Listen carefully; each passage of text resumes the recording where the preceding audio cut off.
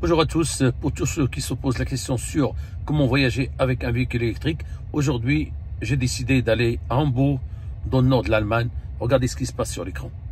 Voilà, il suffit de rentrer cette fois la destination ici, et le GPS il gère par rapport au pourcentage de batterie que j'ai ici. Moi je préfère l'avoir en kilomètres. Voilà, 319 km, j'ai 319 km ici sur la batterie. Je rentre la destination, je mets Hambourg. Et le GPS, il gère tout.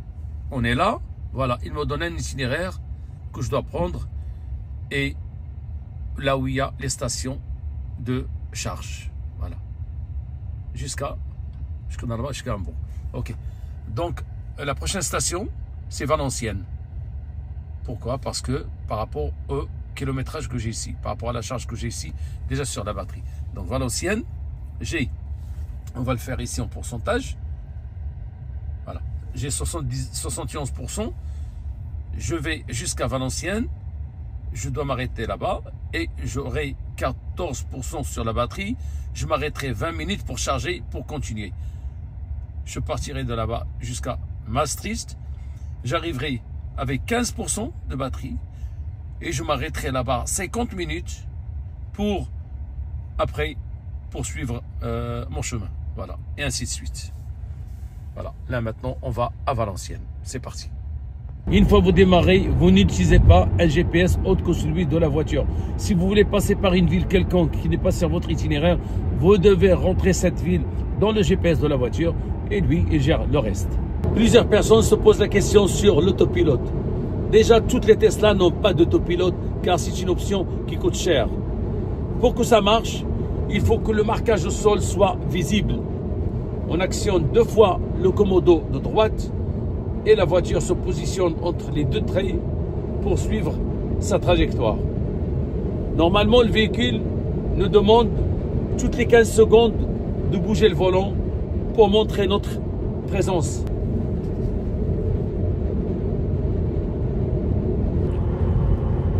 J'actionne 2 fois. La voiture se positionne au milieu des 2 lignes et suit sa trajectoire. Là, si je mets clignotant pour dépasser ce véhicule, la voiture ne part pas. Pourquoi? Parce que, regardez, c'est rouge parce qu'il y a des voitures qui me dépassent. Il ne peut pas y aller.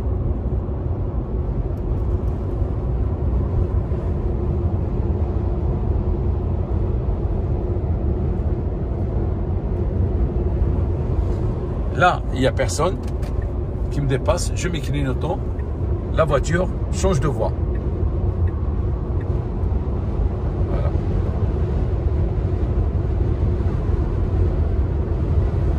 Je vais mettre le clignotant à droite. Hop.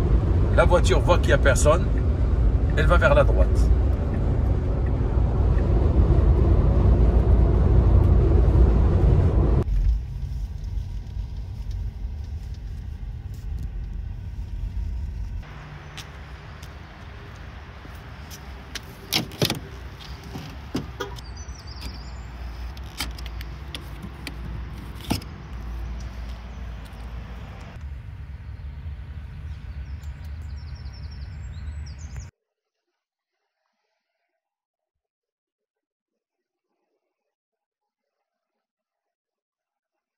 मेरे ख्यालों के आंगन में कोई सपनों के दीप जलाए, दीप जलाए।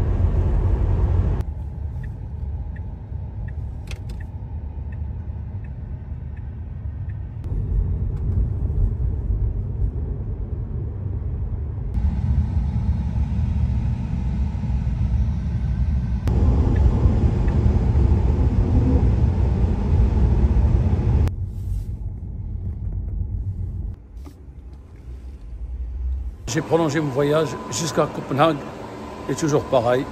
Il suffit de rentrer l'adresse depuis le point de départ et la voiture gère tout.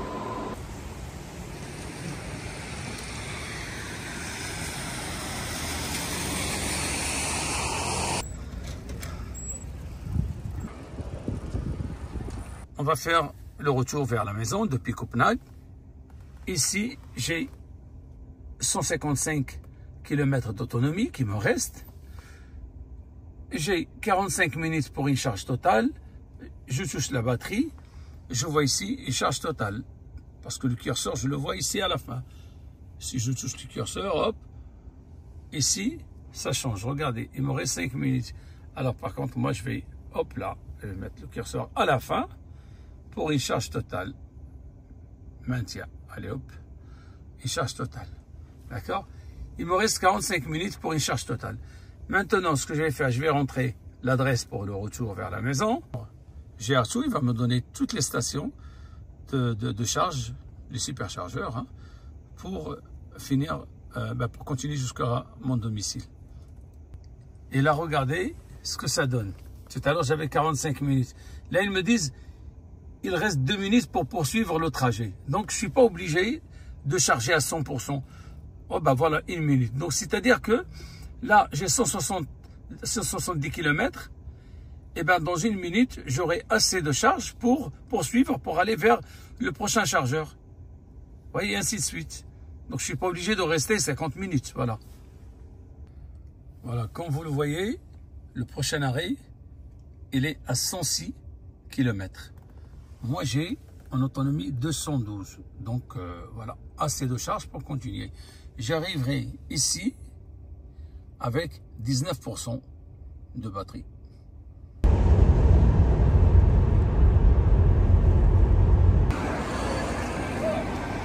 J'espère que cette vidéo vous plaira. À bientôt.